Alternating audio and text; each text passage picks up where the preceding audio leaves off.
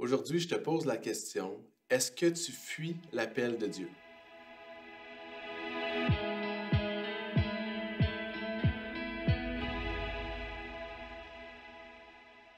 Alors bonjour, bienvenue à ce café matinal. Très content de participer à ça aujourd'hui, d'être avec vous.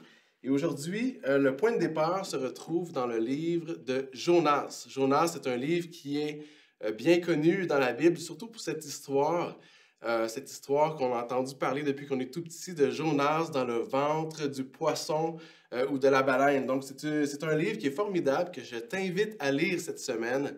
Un livre qui est rempli d'éléments vraiment extraordinaires qui nous parlent de l'amour de Dieu, de la compassion de Dieu pour les êtres humains. Et aujourd'hui, on va lire ensemble le premier verset du chapitre 1 et on va découvrir ensemble un truc extraordinaire. Donc, Jonas 1, verset 1. La parole de l'Éternel fut adressée à Jonas, fils d'Amittai. Lève-toi, va à Ninive, la grande ville, et crie contre elle, car sa méchanceté est montée jusqu'à moi. Et ici, on voit Dieu qui demande de faire quelque chose à Jonas. Dieu qui interpelle Jonas de se rendre à Ninive, qui était une grande ville. Et c'était une ville qui était méchante, qui était violente, et Dieu avait prévu détruire cette ville. Mais on voit un peu plus tard dans le livre que Dieu va finalement épargner cette ville et qu'il va la sauver par sa grâce, par sa compassion. Et le point que je voudrais emmener ici ce matin, c'est l'élément que Dieu demande à Jonas de se rendre à Ninive. Et ce qu'on voit dans la Bible à plusieurs reprises, c'est que Dieu veut faire équipe avec nous. Dieu veut faire équipe avec les êtres humains. Dieu veut qu'on soit co-ouvriers avec lui. Il y a un verset qui dit dans 1 Corinthiens 3,9, « En effet, nous sommes ouvriers avec Dieu. » Et Dieu pourrait agir par lui-même très bien. Il est Dieu, il est grand, il est capable de faire ce qu'il désire. Mais Dieu a choisi d'agir avec toi, avec moi, qu'on puisse parler en son nom, qu'on puisse parler de son amour, de son pardon, et également qu'on puisse être ses mains, qu'on puisse apporter de l'amour, du réconfort, de la compassion et de la générosité aux gens qui nous entourent. Donc Dieu nous appelle à faire équipe avec lui. Et on va lire ensemble la réaction de Jonas devant l'appel de Dieu d'aller à Ninive. Au verset 3, ça dit ceci. « Jonas se leva pour s'enfuir à Tarsis, loin de la présence de l'Éternel. Il descendit à Jaffa, il trouva un bateau qui allait à Tarsis. Il paya le prix du transport et s'embarqua pour aller avec les passagers à Tarsis, loin de la présence de l'Éternel. » Donc Dieu appelle Jonas et lui dit « Va à droite ». Et Jonas, qu'est-ce qu'il fait? Il va à gauche. Il fuit, il se sauve, il ne veut pas obéir à l'appel de Dieu sur sa vie. Et parfois, sans le savoir ou sans le vouloir, on agit un peu comme Jonas. On fait la sourde d'oreille à l'appel de Dieu qui est sur notre vie. Et ça me fait penser à un comportement d'un de mes enfants. Vous savez, j'ai 2 enfants qui sont formidables, que j'aime beaucoup. Et lorsque c'est l'heure du souper, il y a un parc de jeux juste en face de chez moi, et souvent ils sont au parc. Et là, je sors dehors et je dis Flavie, c'est le nom de ma fille, Flavie, viens manger. Elle m'entend, elle est là avec ses amis. Ma voix se rend jusqu'à elle, mais elle fait comme si elle ne m'entendait pas. Pourquoi? Parce qu'elle veut profiter du temps avec ses amis. Alors je le redis une 2e fois Flavie, viens manger. Et là, elle bouge un peu les épaules, mais elle ne réagit pas encore. Et la 3e fois, bien sûr, je crie très fort, tout le quartier m'entend, tout le monde sait que les mondeurs vont manger bientôt. Et là, elle finit par revenir. Et parfois, on fait comme elle.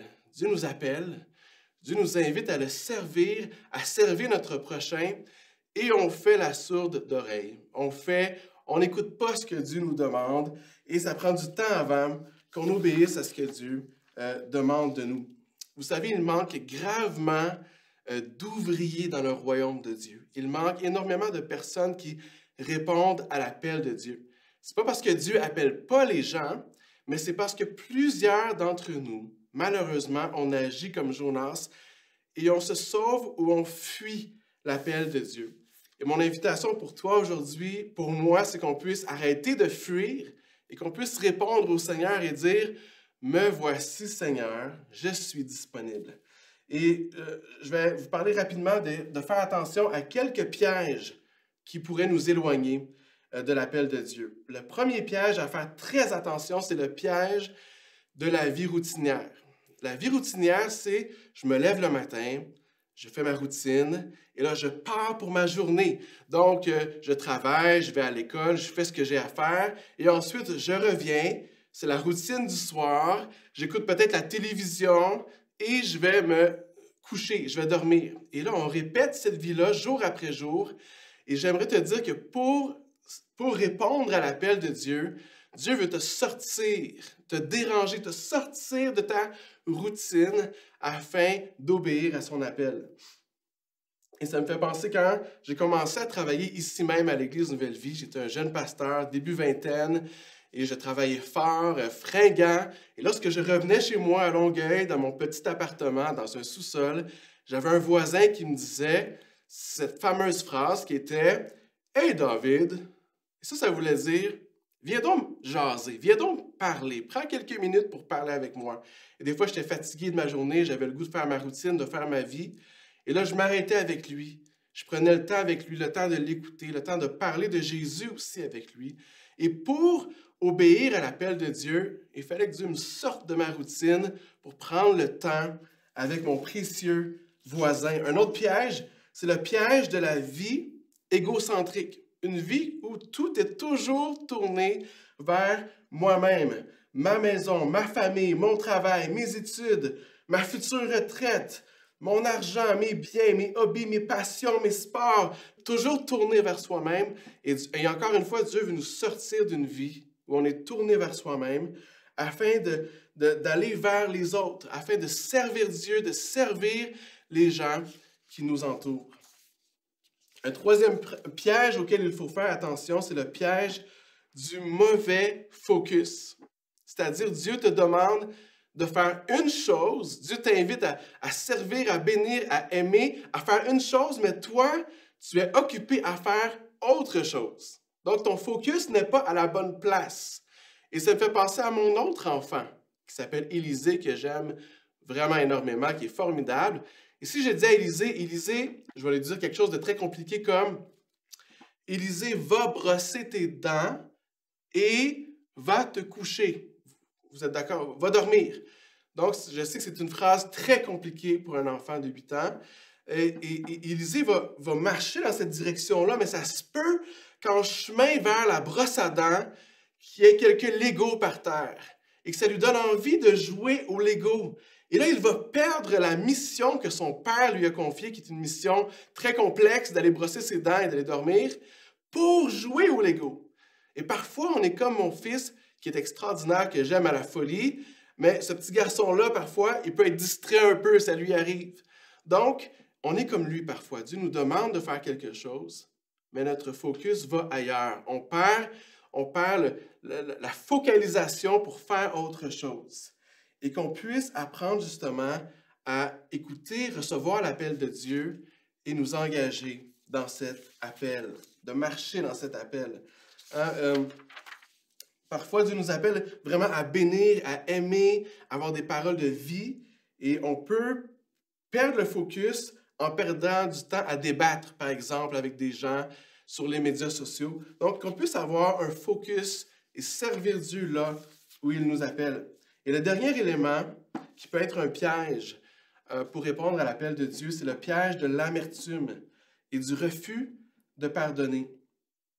Et je sais que c'est un sujet sensible, on pourrait prendre beaucoup de temps sur ce sujet-là, mais simplement mentionner en terminant que si on refuse de pardonner, si on accepte de vivre dans ce cœur d'amertume qui en veut à des gens pour ce qu'ils nous ont fait il y a très longtemps, en fait, on tombe dans un piège qui nous paralyse et qui nous empêche de servir Dieu pleinement dans notre appel. Et j'aimerais terminer en vous disant aujourd'hui, en déclarant qu'aujourd'hui, c'est le jour où nous arrêtons de fuir. Aujourd'hui, c'est le jour où on répond à l'appel de Dieu. C'est le jour où moi et toi, on dit « Seigneur, me voici, envoie-moi, je veux te servir. » Je ne veux pas tomber dans les pièges de la vie routinière, d'une vie égocentrique, d'un manque de focus, d'un refus de pardonner, on veut servir Dieu ensemble. Et imaginons si des dizaines, centaines, même milliers de personnes prenons la décision de servir le Seigneur, d'arrêter de fuir comme Jonas a fui, mais de servir Dieu. C'est ce que je nous invite à faire aujourd'hui. Et on va terminer en prière, si vous le voulez bien. Seigneur mon Dieu, merci pour ta parole. Merci que tu choisis de faire équipe avec nous. Que tu choisis, Seigneur, de nous appeler à te servir, à t'aimer. Aide-nous, mon Dieu, à entendre ton appel, répondre à ton appel, à t'obéir et à ne pas fuir ton appel comme Jonas l'a fait. Seigneur, je te remercie, je te prie pour les gens qui écoutent cette capsule ce matin ou aujourd'hui. Bénis-les dans le nom de Jésus et aide-les à répondre à l'appel. Amen. Bonne journée.